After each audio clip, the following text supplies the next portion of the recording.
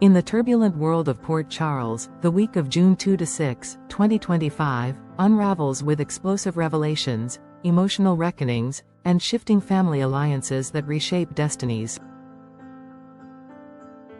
The quiet tension that has simmered for months boils over into full-blown chaos as custody battles, family confrontations, and long-buried secrets come crashing to the surface.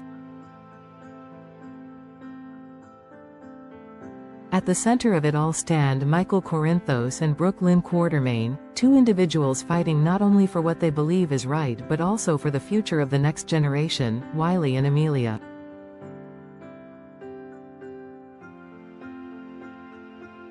The courtroom transforms into a battlefield of heartbreak and betrayal as Michael faces off against Willow in a hearing that was never supposed to happen. What began as a tragic separation between two people who once shared a life has now evolved into a public struggle over two innocent children caught in the crossfire. Diane Miller's methodical and calculated legal strategy paints Michael as a devoted father who was misled and shut out, a man who remained strong despite being wounded by lies and abandonment. Her narrative is tight, her words carefully measured, and the courtroom leans in to listen. But this is Port Charles, where no story ever remains simple for long. Sasha Corbin, unexpectedly summoned to the stand, becomes the lightning rod of the trial. Rick Lansing wastes no time in forcing her to confront not just the truth, but the consequences of holding it back.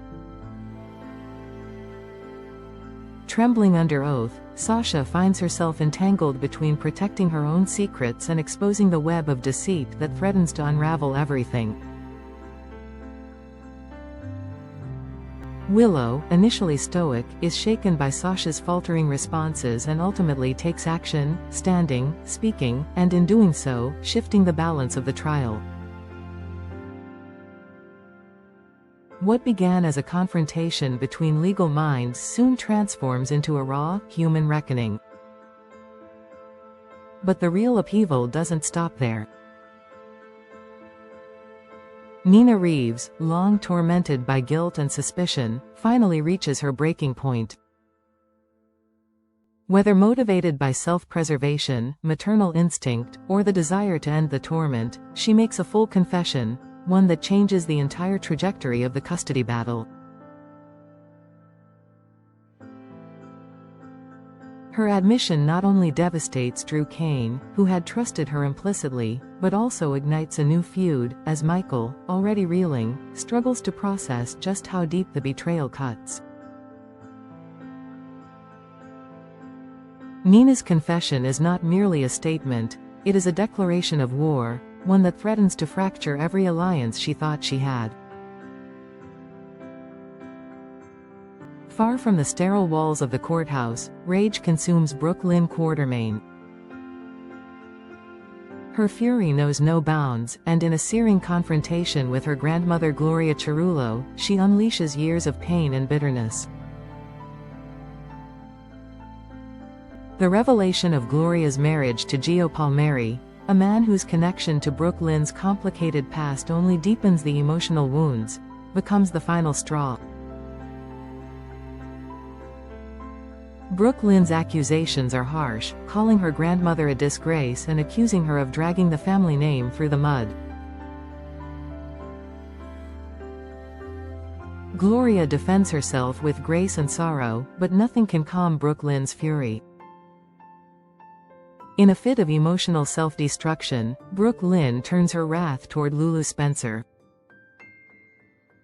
Though Lulu has done little to warrant the verbal barrage, she becomes the next casualty in Brooke Lynn's war against the world. Her pain, tangled with guilt and unresolved resentment, blinds her to reason. She is spiraling, and those who love her can do little more than watch. Gio, caught in the middle of this multi-generational upheaval, seeks clarity from Sonny Corinthos, whose wisdom and experience offer a rare moment of calm in the storm. Sonny, always the protector, does not make excuses for Brooklyn or Lois Cerullo, but he understands the pain that drives their choices. He urges Gio to find his own path, to ask what kind of man he wants to be in the face of such dysfunction. The advice lands with weight, and Gio begins to understand that he cannot inherit other people's battles if he wants to find peace. Elsewhere in Port Charles, Elizabeth Weber stumbles upon a piece of evidence that could rewrite the narrative of her recent car crash. Whether it points to foul play or merely a twist of fate remains unclear, but Elizabeth is determined to uncover the truth. As she digs deeper, the shadows of the past grow darker. At the Ashford household, Portia and Curtis attempt to host a family gathering meant to ease tensions, but the simmering resentment they harbor toward Drew threatens to ignite.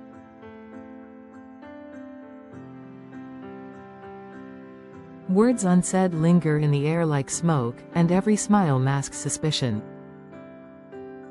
What was meant to be a peaceful evening quickly devolves into an emotionally charged standoff, revealing just how deeply the fractures run. Meanwhile, Jason Morgan receives unsettling news from Anna Devane regarding Professor Dalton, a man whose name is starting to surface in all the wrong places. Anna suspects something more sinister at play, and Jason, ever the soldier, prepares to uncover the truth. Their alliance, based on mutual respect and shared trauma, may be the last line of defense against a threat no one fully understands yet. And in a quieter corner of the town, a surprising connection begins to form. Cody Bell and Molly Lansing Davis, having crossed paths one too many times to be coincidence, find themselves caught between curiosity and temptation. What begins as a simple conversation unfolds into something far more intimate. With everything else around them falling apart, could this be the start of something real? Or will their bond be just another casualty of Port Charles's endless turmoil? The week ends not with resolution, but with reckoning. Secrets have been laid bare. Loyalties have shifted. And as new lines are drawn in the sand, the residents of Port Charles find themselves staring down a future as uncertain as it is dangerous. One thing is certain, no one will emerge from this unscathed.